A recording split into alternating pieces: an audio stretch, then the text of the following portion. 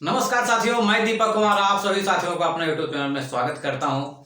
और आज मैं आप लोगों के लिए लेकर के आया हूं रीजनिंग का बहुत ही महत्वपूर्ण चैप्टर एनालॉजी टेस्ट, जिसको सादृश्यता परीक्षण भी हिंदी में कहते हैं। ठीक है, इसका मेन मकसद होता है कि आपको संबंध स्थापित करना है। ठीक है, इसका क्वेश्चन बहुत ही इंपॉर्टेंट होता है और लगभग सभी एग्जामों में पूछा जाता है, तो इसको आपको समझना बहुत ही जरूरी है।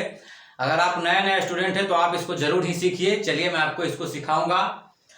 क्वेश्चन क्या कह रहा है कि जिस तरह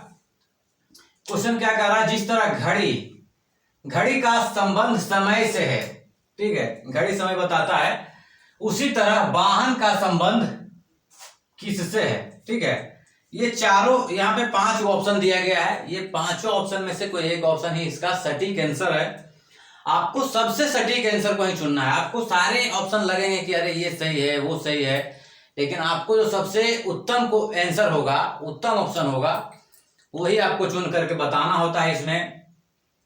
तो अगर आप इस प्रकार के क्वेश्चन को बनाते हैं या सीखना चाहते हैं तो आप हमारे चैनल को सब्सक्राइब कर लें, ताकि मैं जब भी इस प्रकार का वीडियो अपलोड करूं आप तक पहुंचे। ठीक है, और देखिए मैं चलिए आपको बताता हूं कि घड़ी जो है समय बताता है। ठीक है, तो वाहन का जो उद्देश्य क्या होता है, घड़ी का जो मेन हम लोग घड़ी इस्तेमाल करते हैं वो समय के लिए इस्तेमाल करते हैं। ठीक है, उसी प्रकार से वाहन यानी कि जो गाड़ी है, गाड़ी को हम इसलिए रखते हैं ताकि उससे हम सफर कर सकें। ठीक है, यात्रा कर सकें।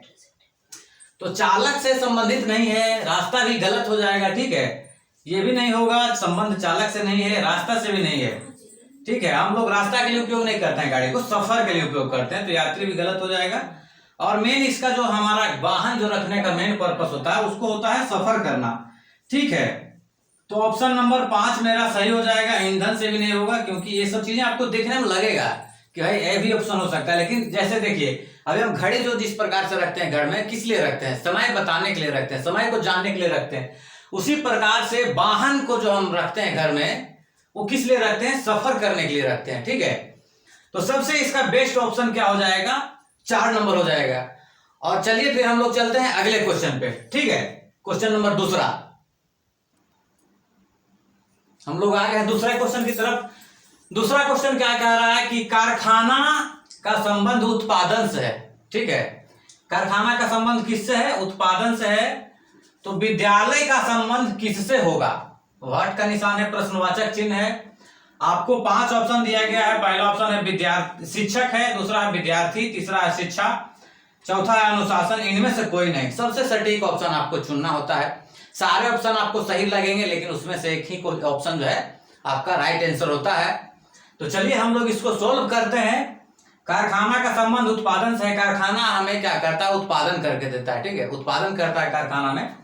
उसी प्रकार से विद्यालय का संबंध किससे होगा, सबसे जो उत्तम इसमें आपको है वो शिक्षा होगा। विद्यालय हम लोग शिक्षा के लिए जाते हैं, शिक्षा ग्रहण के लिए। विद्यालय में शिक्षा लिया जाता है, विद्यालय में कुछ सीखा जाता है। तो इसमें सबसे जो बेस्ट ऑप्शन होगा वो क्या होगा, ये होगा। ये सब ऑप्शन जो है आपको नहीं रखना है। सबसे जो सटीक है, सबसे सटीक ऑप्शन में ही टिक मारना। ठीक है, सबसे सटीक ऑप्शन क्या है, शिक्षा होगा। अब चलिए हम लोग चलते हैं अगले क्वेश्चन की तरफ।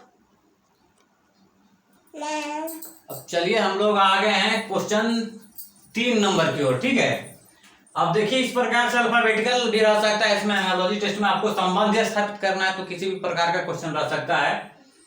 तो ये तीसरा क्वेश्चन क्या कह रहा है कि ABC का संबंध जो है Z/X से है, तो CBA का संबंध किससे होगा। ठीक है, यहां पे फिर से आपको क्या किया गया है कि 5 ऑप्शन दिया गया है, XYZ, BCA और YZX और ZXY। ठीक है, अभी देखिए इस प्रकार का संबंध कैसे स्थापित हो रहा है।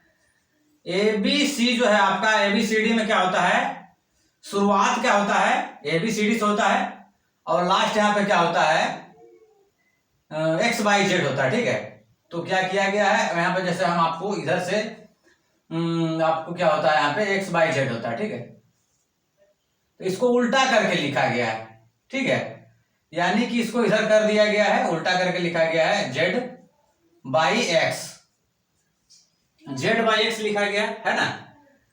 ए की जगह पे क्या है इसका, ए के जो अपोजिट जो शब्द है, ए के अपोजिट जो हमारा वर्ड होगा वो जेड होगा। आप देखिएगा ए 1 नंबर में है तो ये 26 नंबर में है, ये 2 नंबर में है तो ये 25 नंबर में, मतलब उल्टा है ये दोनों। ठीक है, तो उल्टा है, उसी प्रकार से इसका जो उल्टा होगा, ठीक है, इसका उल्टा हमको यहाँ पे लिखना है। तो ए के उल्टा में क्या दिया हुआ है, देखिए ए के उल्टा में यहाँ पे क्या दिया हुआ है, जेड दिया हुआ है, ए के उल्टा में जेड दिया हुआ है। तो अभी देख लीजिए ये क्या है कि उल्टा शब्द है, अपोजिट वर्ड, यहाँ पे क्या है, अपोजिट लेटर है, अपोजिट लेटर है, अपोजिट लेटर ये हो गया। तो इसी प्रकार से इसका अपोजिट हमको खोजना है। तो ए का अपोजिट क्या हो गया, हमको लास्ट में यहाँ पे जेड है, ए का अपोजिट जेड है, बी का अपोजिट बाई होता है, बाई है बीच में, और सी का अपोजिट क्या होता है, एक्स होता है। तो इसी प्रकार से सी का अपोजिट हमको क्या है, एक्स है, बी का अपोजिट बाई है, और ए का अपोजिट क्या है, जेड है। ठीक है, तो ये मेरा ऑप्शन नंबर 1 सही हो जाएगा, और ये जो है बाकी ऑप्शन मेरा सही नहीं होगा। सबसे बेस्ट हमको चुनना है तो मैंने 1 नंबर को चुना है, आप लोग भी 1 नंबर को चुनिए, सबसे बढ़िया रहेगा, सबसे बेस्ट हमको चुना होता है।